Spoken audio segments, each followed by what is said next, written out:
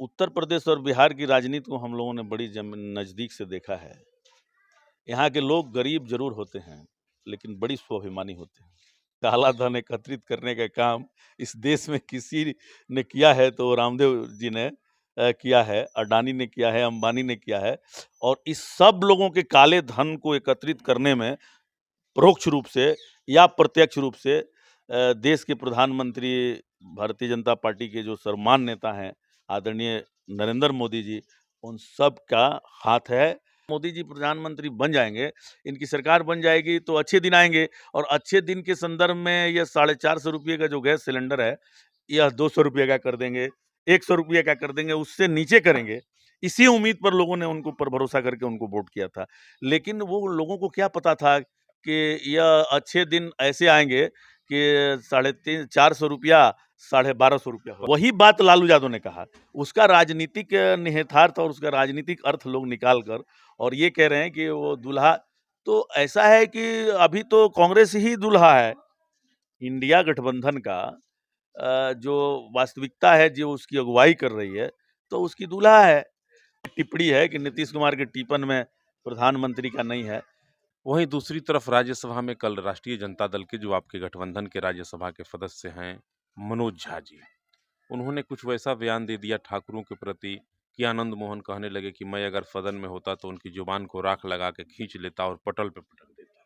और नया संसद भवन बना, तो जो नया संसद भवन बना तो उसमें भी कई प्रकार के जो गलत परंपराएं हैं, उसका प्रारंभ उस नए संसद भवन में देखने को मिला।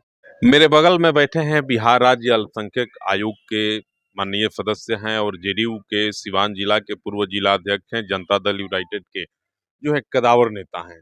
यूं कहें कि नीतीश कुमार ने जब जनता दल यूनाइटेड की नींव डाली थी, उस समय से नींव के ईंट के रूप में जनता दल यूनाइटेड की जो एक बुलंद इमारत खड़ी है, उसके सहारे के रूप में हमेशा से काम करते आए हैं मुर्तुजा अली कैसर साहब। आज मेरे साथ हैं और इनसे विभिन्न राजनीतिक जो हालिया घटनाक्रम है, इन तमाम बिंदुओं पर चर्चा करेंगे और आपके विचार की प्रतीक्षा रहेगी। बहुत स्वागत है, बहुत बहुत बधाई है आप। जी, मेरे तरफ से भी आपके व्यूअर्स, आपके दर्शक और आपके चैनल को बहुत-बहुत आभार प्रकट करते हैं आपके और धन्यवाद देते हैं। एक लोकसभा में 2-3 दिन पहले वाकया हुआ था, देखे होंगे आप। एक दानी साहब हैं, बीएसपी के सांसद हुआ करते हैं, उत्तर प्रदेश से चुनाव जीत करके आते हैं और बीजेपी की एक सांसद हैं रमेश भदौरिया ने। रमेश भदौरिया लोकसभा में जो बोलते-बोलते गए तो दानिश साहब कहे कि कटुआ है, उग्रवादी है, तुम बैठ जाओ। इसके अलावा कई अनेक प्रकार के असंसदीय भाषाओं का प्रयोग उन्होंने किया। क्या कहेंगे, किस रूप में देख रहे हैं मुर्तुजा अली कैसर साहब? नहीं, आज की जो देश के हालात हैं और ये लोकतंत्र की सबसे बड़ा मंदिर संसद होता है और उस संसद में इस तरह की गलत परंपरा की शुरुआत हो रही है भारतीय जनता पार्टी के लोगों के द्वारा। और बिदोड़ी साहब ये भूल गए कि वो सड़क पे नहीं हैं, वो संसद में हैं और सड़क पे जिस प्रकार की चीप हल्की बातें समाज बांटने के नाम पर, समाज में कुछ सद्भाव बिगाड़ने के नाम पर और जिस तरह से जो आपसी भाईचारा है, जो इस देश की पहचान है, जो साझी विरासत है, उसको ये लोग निरंतर खत्म करने के लिए सड़कों पर, गाँव में, गलियों में घूमकर इस प्रकार की बातें करके और सामाजिक सद्भाव बिगाड़ कर अपनी राजनीतिक रोटी सेंकते हैं। परंतु वो तो लोकतंत्र के मंदिर में, संसद में थे, लेकिन वो इस बात को भूल गए कि मैं सड़क पे नहीं हूँ, मैं गाँव में नहीं हूँ, मैं लोगों के बीच नहीं हूँ, मैं सबसे बड़े मंदिर जहाँ संविधान, जहाँ नीतियाँ निर्धारित होती हैं वहाँ मैं खड़ा हूँ और वहाँ इस तरह की घिनौनी बात, एक गलत परंपरा की शुरुआत और नया संसद भवन बना। तो जो नया संसद भवन बना तो उसमें भी कई प्रकार के जो गलत परंपराएं हैं, उसका प्रारंभ उस नए संसद भवन में देखने को मिला। मैं अपनी तरफ से, व्यक्तिगत तौर से, अपनी पार्टी की तरफ से, मैं उनको इस बात की जो उन्होंने कहा है, इसकी घोर निंदा करता हूँ। इसका डेमोक्रेसी में कोई स्थान नहीं है और इस प्रकार की जो अंदर की जो संकीर्ण मानसिकता है और ये जो संकीर्ण शब्द हैं उनको वापस लेना चाहिए और लोकसभा अध्यक्ष को, माननीय लोकसभा अध्यक्ष को ऐसे चरित्र करने वाले माननीय सांसद विधुड़ी साहब के प्रति कार्रवाई होनी चाहिए। उन पर बड़े कानूनी मियाँ तो कार्रवाई बड़े होनी मियाँ, छोटे मियाँ भी सुभान अल्लाह। लोकसभा में इस तरह की बात हुई तो पूरे देश में एक राजनीतिक माहौल और बिगड़ गया। वहीं दूसरी तरफ राज्यसभा में कल राष्ट्रीय जनता दल के, जो आपके गठबंधन के राज्यसभा के सदस्य हैं, मनोज झा जी, उन्होंने कुछ वैसा बयान दे दिया ठाकुरों के प्रति कि आनंद मोहन कहने लगे कि मैं अगर सदन में होता तो उनकी जुबान को राख लगा के खींच लेता और पटल पे पटक देता। देखिए, जो बातें झा जी ने कहा है, तो झा जी के कहने का जो संदर्भ है, जो सेंस है, वो अलग व्यू से उन्होंने कहा है इस बात नहीं, को। वो कह रहे थे कि इसके अंदर के ठाकुरों को मारना जरूरी हाँ, है। तो वो जो कह रहे थे, उनका कुछ सेंस अलग था। भले शब्दों का चयन करने में उनसे मिस्टेक हो गया, भूल आप हो गई। बचाव कर रहे हैं। और नहीं, मैं बचाव नहीं कर रहा हूँ। जो उनकी भाषा है, जिस प्रकार से, जैसे उन्होंने कहा कि अंदर के ठाकुर, तो अंदर के ठाकुर का सेंस कई प्रकार से लिया जा सकता है। नहीं कहा, वो कह रहे थे कि हल ठाकुर का मुट्ठी मेरा, खेत ठाकुर का हलवा मेरा। तो ये सब जो समाज में जो पिछली जो बीती हुई बातें हैं, और जो समाज की कुरीतियां हैं, और जो गलत गैर बराबरी के आग में, चूंकि लंबे समय तक यह देश, हमारा देश आज़ादी से पहले भी और आज़ादी के बाद भी गैर बराबरी का शिकार रहा है। सामाजिक गैर बराबरी जो है, उसका शिकार रहा है कि जो भाजपा के, चलिए पटना चलते हैं। भाजपा के लोग कह रहे हैं कि नीतीश कुमार के टिप्पण में नहीं लिखा है वो कभी प्रधानमंत्री नहीं बन सकते हैं। भाजपा के लोग ज्योतिष का भी काम करते हैं। देखिए, वो लोग तो कई प्रकार की बातें, चूंकि ज्योतिषी शास्त्र वो लोग ज़्यादा पढ़ते हैं, और इसलिए उन लोगों की टिप्पणी में है कि भाई टिप्पणी में नहीं। हाँ, टिप्पण में नहीं है। उनकी ये टिप्पणी है कि नीतीश कुमार के टिप्पण में प्रधानमंत्री का नहीं है।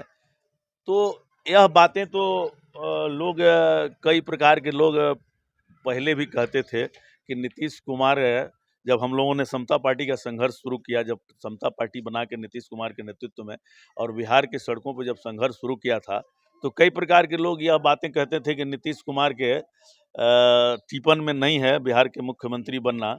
और मैं समझता हूं कि इस उनकी वैसे लोगों के, तत्कालीन लोगों की जो भविष्यवाणी थी, उस भविष्यवाणी को ब्रेक करके उसको तोड़ने का काम नीतीश कुमार ने अपने संघर्षों के बुनियाद पर, अपने कर्मठता के बुनियाद पर, और अपनी ईमानदारी और राजनीति में जो शुचिता होती है, उसके बुनियाद पर नीतीश कुमार ने सबसे लंबा दूरी मुख्यमंत्री रहने का, मैं समझता हूं कि उसको तय करने का एक दिन काम एक किया। भाजपा के नेता से मेरी बात हो रही थी तो बता रहे थे कि लालू यादव के बहकावे में नीतीश कुमार जी आ गए हैं। लालू जी तो खुले मंच से घोषणा कर दिए कि राहुल जी आप शादी करिए, दूल्हा बनिए और बाराती हम तमाम लोग रहेंगे। देखिए, लालू जी हमेशा सोनिया गांधी से उनकी बातें होती रहती हैं, और लालू जी ने तो कहा भी कि आपकी मम्मी हमको बार बार कहती है कि भाई शादी कर लो। और स्वाभाविक है, ये समाज की चिंता भी रहती है कि जिसका बेटा बेटी सियाना हो जाता है, जवान हो जाता है, शादी करने योग्य हो जाता है, तो उसकी माँ बाप की चिंता रहती है कि उसकी जल्दी से जल्दी शादी हो जाए, ताकि हम अपने कर्ज से, अपने बोझ से आदा हो जाएं। हम अपना जो फ़र्ज़ है, एक माँ बाप का जो फ़र्ज़ होता है, जो अभिभावक का, गार्जियन का जो फ़र्ज़ होता है, उसकी वो अदायगी कर ले अपने जीवन काल में ही। इसी संदर्भ में लालू जी ने कहा कि आपकी मम्मी हमसे, दूसरा शब्द भाजपा के लोग नहीं कहे, उन्होंने कहा कि आपकी मम्मी बराबर हमसे कहती हैं कि आप कहिए और शादी कर ले। तो शादी तो स्वाभाविक है, उनको करना ही चाहिए। और उनकी मम्मी सोनिया जी की चिंता भी है कि हमारे जीवन में हमारे बच्चों की शादी विवाह सबका संपन्न हो जाए, यह हमारा बोझ होता है। तो वही बात लालू यादव ने कहा, उसका राजनीतिक निहितार्थ और उसका राजनीतिक अर्थ लोग निकाल कर और ये कह रहे हैं कि वो दूल्हा, तो ऐसा है कि अभी तो कांग्रेस ही दूल्हा है, इंडिया गठबंधन का जो वास्तविकता है, जो उसकी अगुवाई कर रही है, तो उसकी दूल्हा है। अब इसको भारतीय जनता पार्टी के लोगों को नीतीश कुमार के नाम से इतनी बेचैनी क्यों है? भाजपा के लोग कह रहे हैं कि जिस उम्मीद के साथ नीतीश जी आगे बढ़े थे, देश के तमाम विपक्षी नेताओं को एकजुट किए, विपक्षी दलों को एक प्लेटफॉर्म पे लाने का काम किया। इनकी सोच थी, इनका मंशा था कि हम प्रधानमंत्री बने, प्रधानमंत्री के लिए मुझे मेरे नाम की घोषणा की जाए, लेकिन ऐसा कुछ हुआ नहीं। नहीं, देखिए, नीतीश कुमार ने कभी नहीं कहा और ना ही उनकी ये चिंता है कि हम प्रधानमंत्री बनेंगे, हम संयोजक बनेंगे। इन दोनों बातों पर उनकी टिप्पणी बार-बार आ रही है कि मेरी अपनी कोई व्यक्तिगत इच्छा नहीं है। मेरी सिर्फ़ एक ही इच्छा है कि जो देश के माहौल हैं, जिस प्रकार से देश की में महँगाई चरम सीमा पर महँगाई सर चढ़ के नहीं, बोल जब रही। आप महँगाई की बात करते हैं तो बीजेपी के लोग कहते हैं कि आमदनी भी बढ़ी है। पहले जहाँ मज़दूर को 200 मिलता था, आज 600 मिलता वो तो आंकड़ों का खेल है। आम जनमानस जो महसूस कर रहा है, एक गरीब परिवार जो महसूस कर रहा है है। गरीबों महँगाई, के लिए फ्री में गैस दिया, उज्ज्वला योजना दी। जो महँगाई के संबंध में, ₹200 गैसों पे नहीं कम कर दिया। तो ये तो घबराहट, ये तो नीतीश कुमार और इंडिया गठबंधन के लोगों ने जब आम जनमानस की दृष्टि महँगाई की ओर, बेरोज़गारी की ओर आकृष्ट कराना शुरू किया गया, आंदोलन शुरू हुआ, तो ये घबराकर, बेचैन होकर और ये ₹200 कम करने का एक लॉलीपॉप, चुनावी लॉलीपॉप आम जनमानस को दिया। तो आपने तो अच्छे दिन लाने का वादा किया था, आपने कहा था महँगाई खत्म कर देंगे, और जिस समय उन्होंने देश की जनता से वादा किया था कि हम महँगाई खत्म करेंगे, उस समय गैस के सिलेंडर ₹450 मिलता था। तो ₹450 से और नीचे करने की बात उन्होंने कही थी, और जनता को ये लगा था कि ये जब मोदी जी प्रधानमंत्री बन जाएंगे, इनकी सरकार बन जाएगी, तो अच्छे दिन आएंगे, और अच्छे दिन के संदर्भ में ये ₹450 का जो गैस सिलेंडर है, यह ₹200 का कर देंगे, ₹100 का कर देंगे, उससे नीचे करेंगे। इसी उम्मीद पर लोगों ने उनको पर भरोसा करके उनको वोट किया था। लेकिन वो लोगों को क्या पता था कि यह अच्छे दिन ऐसे आएंगे कि साढ़े तीन ₹400 ₹1250 हो 15 जाएगा। लाख रुपए वाला खतवा खुलवाए थे कि नहीं? हम तो नहीं खुलवाए थे, लेकिन मेरे सभी जानने वाले, मेरे चाहने वाले, मेरे गाँव मोहल्ले और जिला वाले लोग कहते हैं कि हम सबका लोग, पैसा 15-15 लाख आ गया, आप क्यों चूक गए? तो वो लोग कह रहे हैं कि भाई, हम लोग इसी इंतजार में आज तक जनधन का खाता खुलवा के ₹15 लाख के इंतजार में फिर दूसरी बार भी वोट कर दिया। दूसरी बार वोट कर दिया कि भाई, ये 5 साल में ये कर नहीं पाए, अब इनके पास समय नहीं मिला, अब दूसरी बार ये आएगा तो वो 15 लाख लौटा देंगे। तो दूसरी बार भी लोगों ने उनको वोट कर दिया उसी 15 लाख के इंतजार में, और ₹15 भी किसी के खाते में नहीं आया है इस देश में। तो हम तो कहते हैं आपके माध्यम से कि आम जनमानस, काला धन की बड़ी चर्चा हो रही थी, सरकार बनेगी तो विदेशों में जो पैसे जमा हैं, काला धन है, सफेदपोशों के, उसको लाया जाएगा देश में। दूसरी बार भी प्रधानमंत्री बने, दूसरा कार्यकाल भी पूरा हो गया। कुछ तो हुआ क्या? अब तो काला धन खोजने वाले जो लोग थे, अब तो वो विलुप्त हो गए हैं, और जो सबसे ज़्यादा उनके एक बाबा थे, रामदेव जी। हाँ, रामदेव बाबा, सबसे ज़्यादा काले धन पर उनका ही प्रहार था, और वो काला धन खोज रहे थे। और जब सत्ता बन गई, सत्ता बदल गई, और जब उन भारतीय जनता पार्टी की सत्ता आई है, तो इस 9 वर्षों में सबसे ज़्यादा अगर काला धन एकत्रित करने का काम इस देश में किसी ने किया है, तो वो रामदेव जी ने किया है, अडानी ने किया है, अंबानी ने किया है। और इस सब लोगों के काले धन को एकत्रित करने में परोक्ष रूप से या प्रत्यक्ष रूप से देश के प्रधानमंत्री, भारतीय जनता पार्टी के जो सर्वमान्य नेता हैं, आदरणीय नरेंद्र मोदी जी, उन सब का हाथ है, और उन लोगों की ही देन है कि पूरे देश का पैसा, जो अर्थ है, जो पैसा है, वो कुछ ही लोगों के मुट्ठी में एकत्रित हो रहा है, और देश की जो गरीबी है वो निरंतर बढ़ती जा, मान्यता नीतीश कुमार। प्रशांत किशोर तो कहते हैं कि बिहार के बाहर नीतीश जी का नाम है कोई नहीं जानता। और प्रशांत किशोर वो तो व्यवसायी आदमी हैं, और व्यवसाय में जिससे कुछ लाभ होता है व्यवसायी को, तो जिससे लाभ होता है उसकी प्रशंसा करता है, और जब उससे लाभ बंद हो जाता है तो उसकी प्रशंसा करना छोड़ देता है, अब दूसरे की प्रशंसा करता आपके है। एक पूर्व विधायक हैं बड़हरिया से श्याम बहादुर सिंह जी, आप ही के पार्टी के वरिष्ठ नेता हैं। वो एक बार खुली चुनौती दिया और न्योता भी दे रहे हैं कि प्रशांत किशोर के अगर इतना रणनीति में, राजनीति में ताकत है तो आके बड़हरिया से हमसे चुनाव लड़ के देख लें। देखिए, प्रशांत किशोर अगर पैसों के बुनियाद पर पेड वर्कर जो बना रहे हैं, तो उत्तर प्रदेश और बिहार की राजनीति को हम लोगों ने बड़ी नज़दीक से देखा है। यहाँ के लोग गरीब जरूर होते हैं, लेकिन बड़ी स्वाभिमानी होते हैं, और किसी का पैसा लेकर और बिक कर वोट नहीं करते। और या किसी की मजदूरी आप देखते हैं कि गांव के बिहार में, उत्तर प्रदेश में गांव में गरीब गुरबा शोषित वंचित जो लोग हैं, जो समाज के अंतिम पायदान पे जो लोग खड़े लोग रहते हैं, तो वो चाहे जितना गरीब हो जाएं और बड़े लोगों के यहाँ, सामंती लोगों के यहाँ या संपन्न लोगों के यहाँ वो नौकरी जरूर करते हैं, लेकिन उनके वैचारिक समर्थन वैसे बड़े लोगों और सबल लोगों के प्रति उनका नहीं रहता है। वो जब उनको जब समर्थन करना पड़ता है, जरूरत आता है वोट करने का, तो वो अपना नेता गरीबों का, जो शोषित वंचित लोगों के प्रति जिसकी वेदना होती है, उसके प्रति खड़े रहते हैं। आप देखते हैं बिहार में ठीक उसी प्रकार से ये जो पेड वर्कर और पैसों के बल पर जो कार्यकर्ता बना रहे हैं, तो कई कार्यकर्ताओं से हम लोगों की भी मुलाकात होती है, जो प्रशांत जी के दल में काम कर रहे हैं। तो वो लोग कहते हैं कि एक पीली रंग की गाड़ी है, वो हमको मिल गया है, उसमें तेल भी डलवा देते हैं, ड्राइवर भी दे देते हैं और कहते हैं कि दिन भर प्रशांत किशोर के घूम के काम करिए, चर्चा करिए और उनके। तो मैं कहता हूँ कि प्रशांत किशोर जी की क्या क्वालिटी है, उनकी क्या क्षमता है। एक उनकी पहचान जो देश में है, वो एक रणनीतिकार, एक किसी का चुनावी सहयोगी। कहते हैं कि हमें नीतीश कुमार को मुख्यमंत्री बना। तो नीतीश कुमार, उनके से हम लोगों से पहचान होने से पहले नीतीश कुमार 10 साल मुख्यमंत्री रह चुके थे। सिवान इस बार आपकी इंडिया में शामिल है, महागठबंधन में है और पहले से यहाँ आपके जेडीयू की सांसद हैं कविता सिंह जी, और कहा जा रहा है कि यह सीट राजद के खाते में जाएगा और लगभग हिना मैडम का सीट टिकट फाइनल हो गया है आरजेडी की तरफ से। किस रूप में देख रहे हैं आप?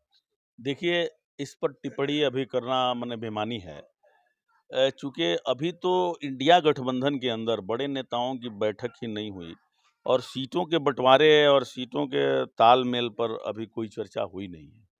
और जब तक बड़े नेता इंडिया गठबंधन के जो अधिकृत व्यक्ति है सभी दलों के, वो लोग आपस में बैठकर और जब तक तय नहीं कर लेते हैं कि कौन सीट किस दल के लिए सुरक्षित रहेगा, तब तक किसी भी सीट पर, सिवान ही नहीं, किसी भी लोकसभा सीट पर मेरे जैसा कोई जिम्मेवार व्यक्ति उस पर टिप्पणी नहीं कर सकता। शहाबुद्दीन साहब के बारे में क्या ख्याल? नहीं, अब हमने तो पहले भी कहा कि शहाबुद्दीन साहब अब तो इस दुनिया में है नहीं, तो इसलिए उनके अवगुणों की चर्चा मैं नहीं करूँगा। लेकिन उनकी क्वालिटी एक है, जो मैं उसकी चर्चा करना मुनासिब समझता हूँ, कि जो अपने लोग हैं, जो उनके समर्थक थे, जो उनके चाहने वाले थे, उनके प्रति उनकी मदद करने के लिए किसी भी हद को वो पार कर जाते थे। ये उनकी क्वालिटी थी। और बाकी विशेष बातें, राजनीतिक, हम लोग तो राजनीतिक प्रतिद्वंदी रहे लगातार। कभी मैं उनके साथ नहीं रहा, वैचारिक मतभेद रहा, विचारों के सवाल पर कभी मेल नहीं खाया। राजनीतिक भी दूरी रही, एक दूसरे के राजनीतिक प्रतिद्वंदी हम लोग रहे। परंतु अब इस दुनिया में वो नहीं है, तो उनके जो क्वालिटी है, उस पर एक लाइन मैंने अभी कहा कि अपने लोगों के प्रति वो वफादार रहते थे। ये क्वालिटी मेरे दृष्टि से, ये मेरा व्यक्तिगत विचार है कि ऐसा हम लोगों को महसूस होता था कि जो लोग उनके साथ रहते थे, उसके लिए वो किसी हद को रमेश पार भदौरी करते के थे। बारे में क्या मांग करेंगे केंद्र सरकार से? नहीं, रमेश भदौरी के बारे में तो हमने कहा कि लोकसभा अध्यक्ष जी को निश्चित रूप से उन पर कार्रवाई करनी चाहिए और कानूनी कार्रवाई करनी चाहिए। जो उनको अधिकार है लोकसभा के अंदर एक लोकसभा अध्यक्ष को कार्रवाई करने का, उन तमाम जो थे कानून को भदौरी जो उन्होंने किया है, गलत काम किया है, उन पर वो कार्रवाई होनी चाहिए।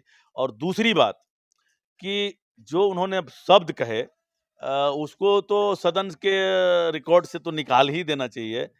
और फिर प्रशिक्षण, जो सांसद हैं, माने भारतीय जनता पार्टी के जो सांसद हैं, कम से कम नए संसद भवन में सदन चल रहा है, तो भारतीय जनता पार्टी के नेताओं से मैं विनती करूंगा कि अपने सांसदों को कम से कम प्रशिक्षित तो करें, सदन से बाहर बैठक बुलाकर प्रशिक्षण शिविर लगाकर कि ये मर्यादा का जो केंद्र है, ये जो लोकतंत्र की मंदिर है, इसकी क्या मर्यादा है, इसमें कैसे रहना है, कम से इसके इसके प्रति अपने सांसदों को वो लोग प्रशिक्षित करें, यह हम आग्रह करते हैं।